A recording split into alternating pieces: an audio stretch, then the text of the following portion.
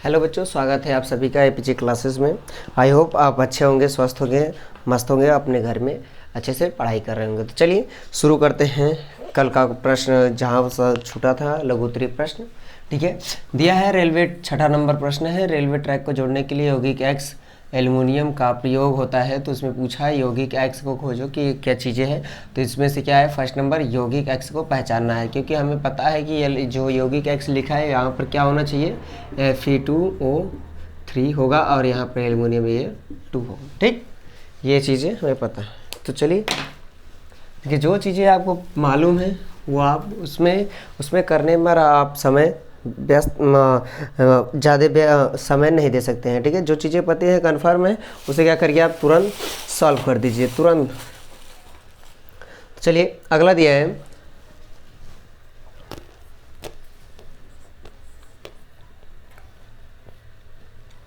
Version क्या है, एक उदाहरण दे। यानी भर्जन कहते किसे हैं, ये क्या करना है, उदाहरण देना है भर्जन का। ठीक है,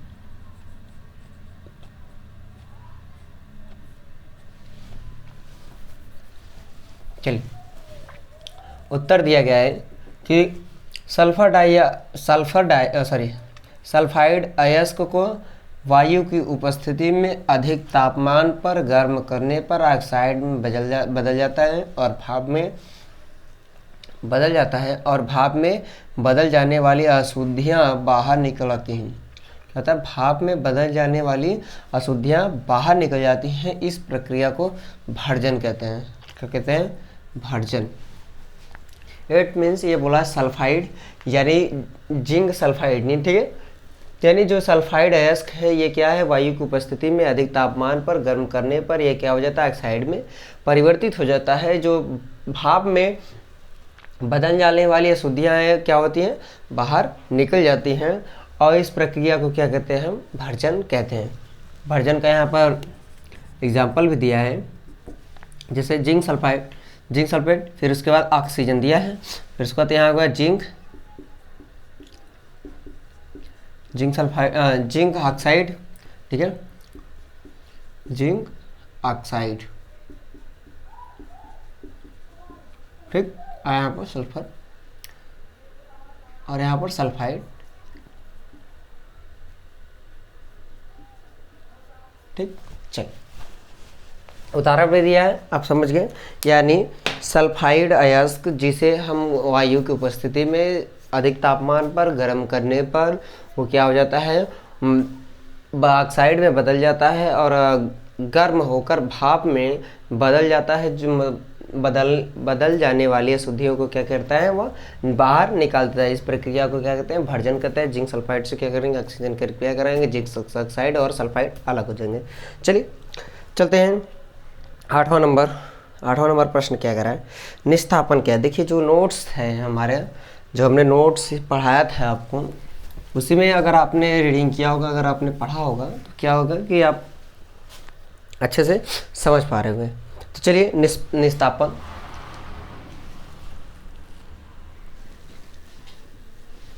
निस्तापन क्या है, एक उदाहरण दें। निस्तापन ध्यान समझिएगा, कार्बोनेट अयस्क को सीमित वायु की उपस्थिति में, क्या बोला है,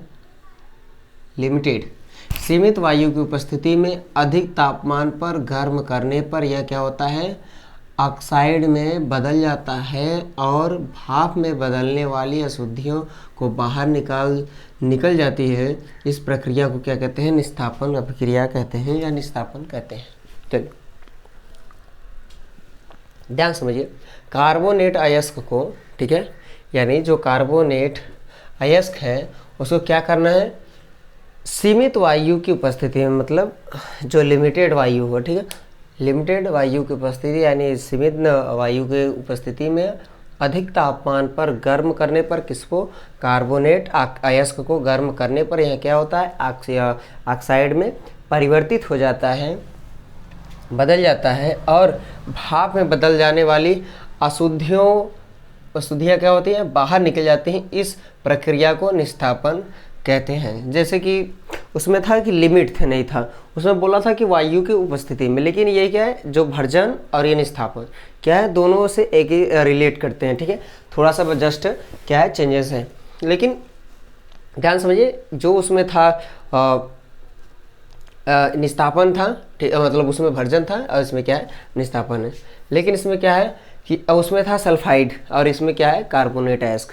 तो आई होप कि आपको समझ में आएगा। देखिए कार्बोनेट अयस्क को सीमित वायु की उपस्थिति में, ठीक है, अधिक तापमान पर गर्म करने पर यह क्या हो जाता है ऑक्साइड में बदल जाता है, और यह भाप में निकलने वाली क्या होती है और भाप में बदल जाने वाली अशुद्धियाँ क्या हो जाती हैं बाहर निकल जाती हैं। इस प्रक्रिया को क्या कहते हैं निस्तापन कहते हैं। जैसे जिंक कार्बोनेट प्लस के उष्मा यानी एनर्जी डेल्टा, जब रिएक्शन कराया गया उष्मा, ठीक है, जब इससे रिएक्शन कराया गया तो जिंक ऑक्साइड और कार्बोनेट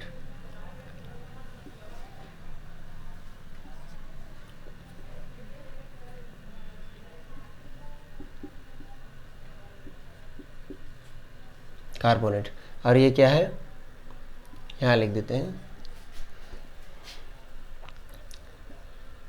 जिंक ऑक्साइड, ठीक। चलिए क्या है जिंक ऑक्साइड, ठीक है, यानी जो कार्बोनेट है, ठीक है, जिंक कार्बोनेट क्या किया उष्मा के साथ अभिक्रिया किया, यानी जो उष्मा जो ऊर्जा जो एनर्जी है किसमें वायु में, सीमित वायु में, उससे क्या किया रिएक्शन किया।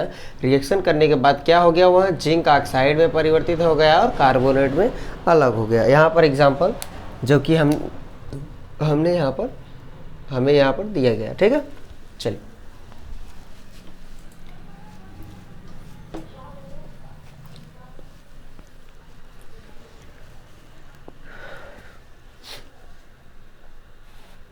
चलिए 9वां नंबर देखिए क्या कहते हैं। कह रहे हैं 9वां नंबर क्वेश्चन, खनिज और अयस्क में अंतर स्पष्ट कीजिए। खनिज और अयस्क में अंतर स्पष्ट कीजिए, ठीक, कि खनिज क्या चीज़ है और अयस्क क्या चीज़ है, उसमें डिफरेंट आपको डिफाइन करना है, ठीक है, यानी अंतर आपको करना है कि कौन सा अयस्क होता है कौन सा खनिज होता है, ठीक है। चलिए शुरू करते हैं पहले खनिज का, ठीक है, यानी खनिज क्या होता है ये जानते हैं। खनिज और पहले एक एक लिखते हैं, ठीक है, यानी खनिज का लिखेंगे फिर उसके बाद अयस्क का लिखेंगे ताकि उसमें डिफरेंस क्या हो समझ में आए। चलिए फर्स्ट नंबर दिया गया है सभी खनिज अयस्क नहीं होते हैं, बात तो सही, सभी खनिजें क्या होती हैं अयस्क नहीं होती हैं। दूसरा नंबर दिया है सभी खनिजों में खनिजों से धातुओं का निष्कर्षण नहीं हो सकता है, ये भी बात सही है, सभी खनिजों का धातुओं यानी मेटल्स का निष्कर्षण नहीं हो सकता। तीसरा नंबर भूपर्टीय में प्राकृतिक रूप से पाए जाने वाले तत्व या यौगिक को खनिज कहते हैं। भूपर्टीय प्रकृति नेचुरल रूप से पाए जाने वाले तत्व या यौगिक खनिज को क्या कहते हैं खनिज कहते हैं, ठीक है, यानी भूपर्टीय चट्टानों धरती के बीच यानी जो जमीन है उसके नीचे पाए जाने वाले प्राकृतिक रूप से जो नेचुरल रूप से क्या है उपलब्ध हैं उन्हें तत्व या यौगिकों को क्या कहते हैं खनिज कहते हैं। चलिए अब चलते हैं हम अयस्क। अब अयस्क में डिफरेंस समझिए, खनिज का तो समझ लिए कि खनिज क्या होता है, अब अयस्क पे चलते हैं। फर्स्ट नंबर दिया सभी अयस्क क्या होते हैं खनिज हैं, यानी जो भी अयस्क पाए जाते हैं वो क्या होते हैं खनिज है, सभी अयस्क क्या होते हैं खनिज होते हैं, जो भी अयस्क होते हैं वो क्या होते हैं खनिज होते हैं। और दूसरा नंबर सभी अयस्क से धातुओं का निष्कर्षण हो सकता है, मतलब सभी अयस्क जो भी अयस्क है उनसे क्या हो सकता है धातुओं का निष्कर्षण किया जा सकता है, ठीक है। तीसरा नंबर पूछा देखो इसमें नहीं है और इसमें भी नहीं है लेकिन इसमें सब है, यानी जो सभी खनिज क्या होते हैं अयस्क नहीं होते लेकिन सभी अयस्क क्या होते हैं जब जस्ट उसका उल्टा, ठीक है, इसमें खनिज अयस्क नहीं होते, इसमें अयस्क क्या होते हैं खनिज होते हैं। सभी इसमें धातुओं का निष्कर्षण नहीं हो सकता लेकिन इसमें क्या हो सकता है सभी अयस्कों का क्या हो सकता है निष्कर्षण निकाला जा सकता है। तीसरा नंबर दिया है वे खनिज जिनमें धातुएं आसानी से या कम खर्च में प्राप्त की जा सकती हैं उसे अयस्क कहते हैं। बोला है वे खनिज जिनसे वे खनिज जिनसे धातुएं आसानी से क्या हो सके या कम खर्च में प्राप्त की जा सके उन्हें क्या कहते हैं, अयस्क कहते हैं। यानी वे खनिज जिनमें कम लागत यानी कम खर्च में आसानी से प्राप्त हो जाए, आसानी से मिल जाए, तो क्या होते हैं, अयस्क कहलाते हैं, अयस्क कहते हैं। ठीक है, चलिए अब अगला देखिए प्रश्न, देखिए क्या कहता है। अगला प्रश्न दिया है 10th नंबर, भर्जन और निस्तापन। देखिए अभी भर्जन भी पढ़े हैं, निस्तापन भी पढ़े हैं, तो डिफरेंट तो आप बता ही लोगे। ठीक है, चलिए ये भर्जन और निस्तापन और जो हमने पिछला टॉपिक पढ़ाया है अयस्क और खनिज, ये इस चैप्टर से क्वेश्चन बनते रहते हैं और ये भी क्वेश्चन आ सकता है। ठीक है, अंतर जरूरत है, डिफरेंट ज़रूरत है। चलिए समझते हैं भर्जन और निस्तापन में अंतर क्या है। ठीक, तो पहले चलते हैं किसमें, भर्जन पे, कि भर्जन चीज़ें क्या, भर्जन होता क्या है वो समझते हैं। यह जैसा कि हमने अभी पढ़ा है, पिछले ही हेडिंग में पढ़ा है उसको। ठीक है, प्रश्न में यह सल्फाइड अयस्कों के लिए प्रयुक्त होता है। यह सल्फाइड क्या होता है, अयस्कों के लिए प्रयुक्त होता है। दूसरा नंबर, इस प्रक्रिया में अयस्क को वायु की उपस्थिति में गर्म किया जाता है। इस प्रक्रिया में अयस्क जो होते हैं उनको क्या किया जाता है, वायु की उपस्थिति में गर्म किया जाता है। दो डिफरेंस हो गया। अब निस्तापन का समझते हैं। निस्तापन क्या है, यह ऑक्साइड एक कार्बोनेट अयस्क के लिए प्रयुक्त होता है। यह जो ऑक्साइड है क्या होता है, यह ऑक्साइड एवं कार्बोनेट अयस्कों के लिए क्या होता है, प्रयोग होता है, जो निस्तापन है। ठीक है, इस प्रक्रिया में अयस्क को वायु की अनुपस्थिति में गर्म किया जाता है। इस प्रक्रिया में क्या किया जाता है, निस्तापन में वायु के जो अयस्क होता है हमारा क्या होता है, वायु अनुपस्थित होता है, मतलब वहाँ पर वायु उपस्थित नहीं होता है, उसमें क्या होता है, उपस्थित नहीं होता। लेकिन इसमें क्या होता है, वायु की उपस्थिति में गर्म किया जाता है। इसमें वायु की उपस्थिति में गर्म नहीं किया जाता, जस्ट अपोजिट है, अंतर में यही होता है। अगर आप एक आध भूलते भी रहेंगे तो वो भी हो जाता है। ठीक है, चलिए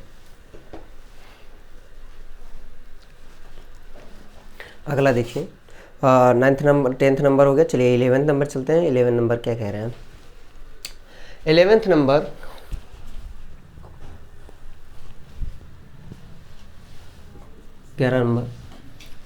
संक्षारण को परिभाषित करें। संक्षारण से बचने के दो उपाय लिखें।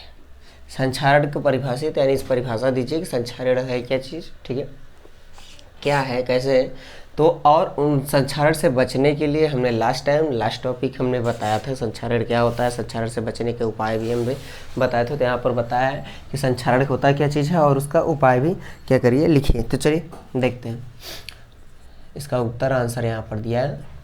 वायु तथा नमी की उपस्थिति में किसी धातु को परत बन कर नष्ट होना संक्षारण कहलाता है। यानी जैसे कोई मेटल है,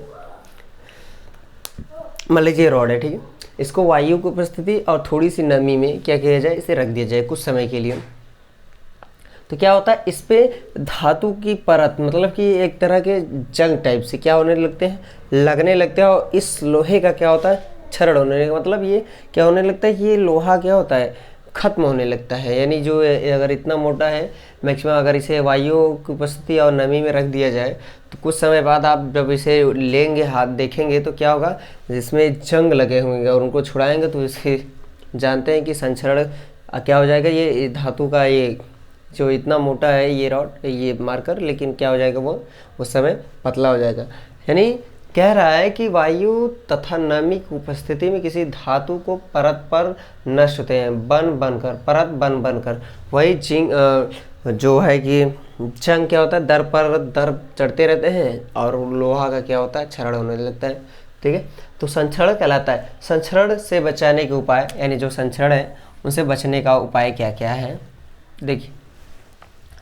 फर्स्ट नंबर दिया है यसद लेपन, जिंक की परत चढ़ा दे। सही बात है, जिंक की क्या कर दे, उस पर परत चढ़ा दे। दूसरा नंबर पेंट कर धातु के ऊपर, धातु के ऊपर पेंट कर, मतलब यानी उसे क्या कर दिया, आप पेंट कर दीजिए। तो क्या होगा, ये अगर रॉड को अगर पेंट कर देते हैं तो जंग लगने के चांसेस क्या होते हैं, कम हो जाते हैं। जैसे प्राइमर क्या होता है कि प्राइमर अगर आप लोहे पर कर देते हैं तो एक बार जंग से उसे बचा जा सकता है। चलिए थर्ड नंबर दिया है, तीसरा नंबर ग्रीस लगाकर धातु के ऊपर ग्रीस लगाकर, यानी ग्रीस लगाकर। फर्स्ट नंबर बोल रहा है कि ग्रीस लगा दो, क्या करें, ग्रीस लगा दिया जाए। जैसे आप भी मोटरसाइकिल देखते होंगे, उसमें जो साकर होती है, साकरों के बीच में ग्रीस लगाया जाता है। तो साकर होते हैं, एक उसमें क्या होता है, होल्डेबल होता है ऐसे, उसमें उनके बीच क्या होता है, एक ग्रीस लगाया जाता है। या फिर कोई भी आप अगर एग्जांपल के तौर पे अगर समझना चाहते हैं तो क्या करिए, एक मेटल लीजिए, उसमें ग्रीस लपेट दीजिए। ग्रीस लपेटने के बाद उसे वायु की नमी या फिर वायु की उपस्थिति में रख दीजिए। देखिए जितना समय में जब आपने ग्रीस का लेप नहीं लगाया था और जब लगा दिया तो दोनों में डिफरेंस हो जाएगा, यानी जो इतना खो गया लोहा वो क्या हो जाएगा, ग्रीस लगाने के बाद उसका संक्षरण क्या होगा, बहुत ही कम होगा ये बात नहीं है, मतलब बहुत ही कम मात्रा में होगा। ठीक है, चलिए आगे चलते हैं। अगला प्रश्न 12 नंबर, 12 नंबर, चलिए देखते हैं क्वेश्चन क्या कह रहा है 12 नंबर। ठीक है,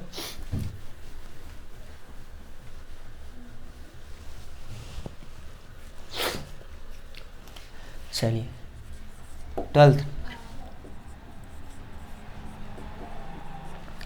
ध्यान, मिश्र धातु किसे कहते हैं, इसके दो नाम या उपयोग लिखिए। यानी जो मिश्र धातु मिक्स्ड मेटल्स हैं किसे कहते हैं, इसके दो नाम या उपयोग लिखिए तथा उपयोग लिखिए। मतलब दो तो नाम लिखना है लेकिन उनका उपयोग भी साथ में क्या करना है, लिखना है। ठीक है, चलिए देखिए, किसी अन्य धातु अथवा अधातु के साथ गलित अवस्था में मिलाने पर जो सममांगी मिश्रण प्राप्त होता है उसे मिश्र धातु कहते हैं।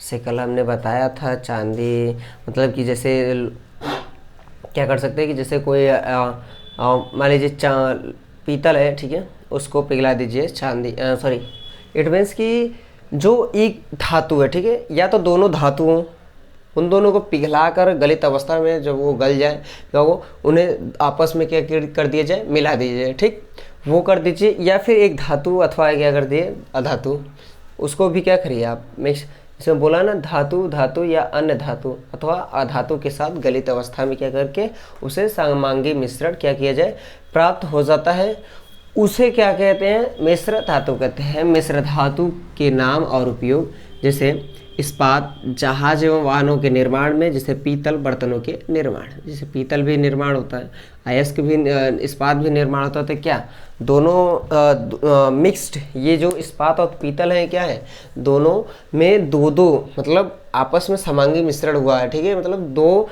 धातुओं को एक साथ क्या किया गया, पिघलाकर गलित अवस्था में क्या किया गया, बनाया गया। जैसे पीतल बन गया तो पीतल का क्या बन गया, बर्तन। इसका उपयोग पीतल का किससे में हो गया, बर्तन में गया। इस्पात का क्या होगा, जहाज एवं वाहनों के निर्माण में। तो आपने जानते हो लोहे का आप देख सकते हैं, कार बनाते हो तो लोहा अधिकतर लगा रहता है, यूज होता है। ठीक है, चलिए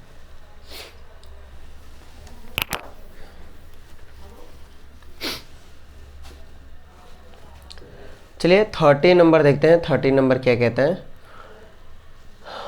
ये 30 नंबर को जो क्वेश्चन है ये जब टेस्ट होने लगा तो ये बोल्ट में ना होकर ऐसे ही नंबरिंग में जब आता है, यहाँ पर ऑप्शन जैसे कंप्यूटर में आता है तो 11, 12, 13, 14, 16 ऐसा कुछ लिखा रहता है, तो उसी में ऐसे ही हो गया। ठीक है, फिर भी चलिए देखते हैं। धातु निष्क्रमण प्रकरण में कार्बोनेट एवं सल्फाइड अयस्क को ऑक्साइड में परिवर्तित किया जाता है, क्यों? यानी जो कार्बोनेट है एवं सल्फाइड अयस्क को ऑक्साइड में परिवर्तित क्यों किया जाता है, उसका कारण, रीज़न इसमें दीजिए। ठीक है, किसी धातु को उसके सल्फाइड और कार्बोनेट की अपेक्षा उसके ऑक्साइड से प्राप्त करना अधिक आसान होता है। मतलब किसी धातु को उसके सल्फाइड और कार्बोनेट की अपेक्षा, किसी जो कोई मेटल है मान लीजिए, तो क्या होता है, किसी मेटल के उसके सल्फाइड और कार्बोनेट की अपेक्षा क्या हो सकता है, उसको उसके ऑक्साइड से प्राप्त किया जा सकता है। ठीक है, आसानी से प्राप्त किया जाता है। इसलिए अपचयन से पहले धातु सल्फाइड एवं कार्बोनेट को धातु ऑक्साइड में बदल लेना आवश्यक होता है। यानी जो पहले धातु सल्फाइड है एवं कार्बोनेट को क्या करना है, धातु ऑक्साइड में बदल लेना अति आवश्यक होता है। ठीक है, चलिए अगला क्वेश्चन 14 नंबर दिया है, थोड़ा सा दिया, बाकी ऊपर ऊपर क्वेश्चन सभी प्रिंटेड है, ठीक है, वो भी है। चलिए जैसे समझिएगा ध्यान से बोला 14 नंबर, तांबे की विद्युत अपघटनी परिष्करण एवं एनोड कैथोड एवं इलेक्ट्रोलाइट विद्युत अपघटन कोष्ठक में इलेक्ट्रोलाइट कोष्ठक में विद्युत अपघटन किसे कहते हैं? एनोड अशुद्ध तांबे की छड़ को एनोड कहा जाता है।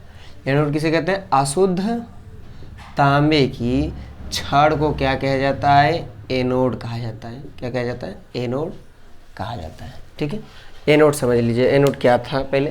तो एनोड क्या है? अशुद्ध तांबे, जो अशुद्ध तांबा होता है शुद्ध नहीं होता है, ठीक है, क्या होता है उसमें, उसको क्या कहते हैं? एनोड की छड़ को क्या कहते हैं? एनोड कहते हैं। चलिए अब नीचे देखिए, अब कैथोड, दो चीज़ें होती हैं, एनोड और कैथोड। समझिए, कैथोड अशुद्ध तांबे की छड़ को कैथोड कहते हैं, यानी अशुद्ध तांबे की छड़ को क्या कहते हैं? कैथोड कहते हैं। ठीक है, यहाँ पर था क्या? ठीक है, कहा जाता है कैथोड कहा जाता है इलेक्ट्रोलाइट विद्युत अपघटन, विद्युत के लवण विलयन यानी लवण विलयन सल्फेट को विद्युत अपघटन कहते हैं। किसको? इलेक्ट्रोलाइट विद्युत अपघट्य धातु के लवण विलयन को कोष्ठक में कॉपर सल्फेट, जो लवण विलयन है वो क्या है? कोष्ठक में कॉपर सल्फेट को विद्युत अपघट्य कहते हैं। ठीक है, चलिए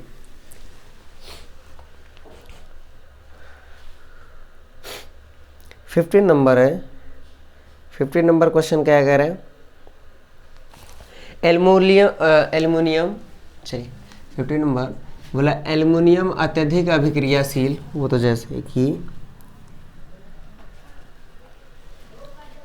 एल्युमिनियम अत्यधिक अभिक्रियाशील धातु है, फिर भी इसका उपयोग खाना बनाने वाले बर्तन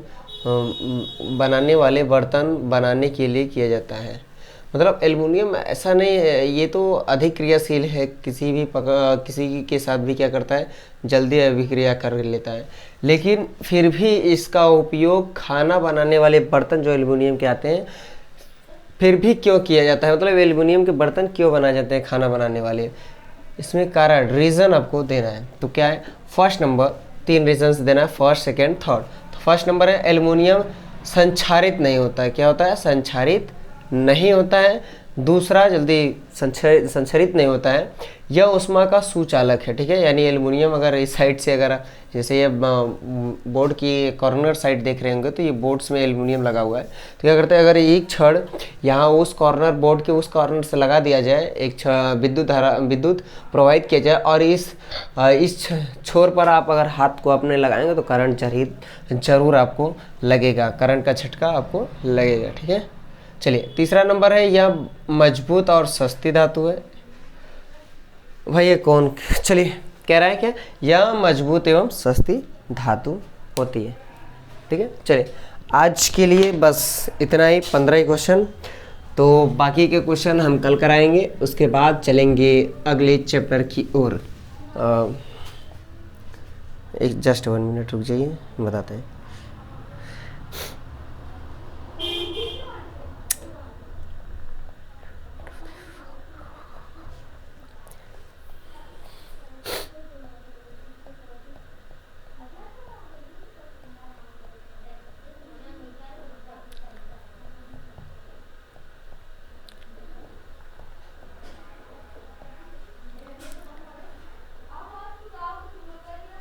चलिए, तो चलिए आज के लिए बस इतना ही। धन्यवाद आप सब हमारे चैनल को सपोर्ट कर रहे हैं, और चैनल को ज़्यादा से ज़्यादा शेयर करिए अपने दोस्तों तक, ताकि क्या हो सके, ये वीडियो अन्य सभी बच्चों तक क्या हो सके, पहुंच सके, जिससे कि उनकी क्या हो सके, मदद हो सके एग्ज़ाम की प्रिपरेशन के लिए। तो आप सब बने रहिए पीजी क्लासेस के साथ और सपोर्ट करते रहिए पीजी क्लासेस को। आप सबके सपोर्ट की ज़रूरत है हमारे इस प्लेटफॉर्म को, और हम चाहेंगे कि आप इस चैनल को, इस जो ये चैनल है इसको आप ग्रोथिंग की ओर ले चलें और हमारे चैनल को सपोर्ट हमेशा करते रहिएगा और चैनल को सब्सक्राइब एवं लाइक कमेंट्स ज़रूर करिए, शेयर करना ना भूलें। तो नमस्कार, चलिए अब आपसे मिलते हैं कल। तो नमस्कार।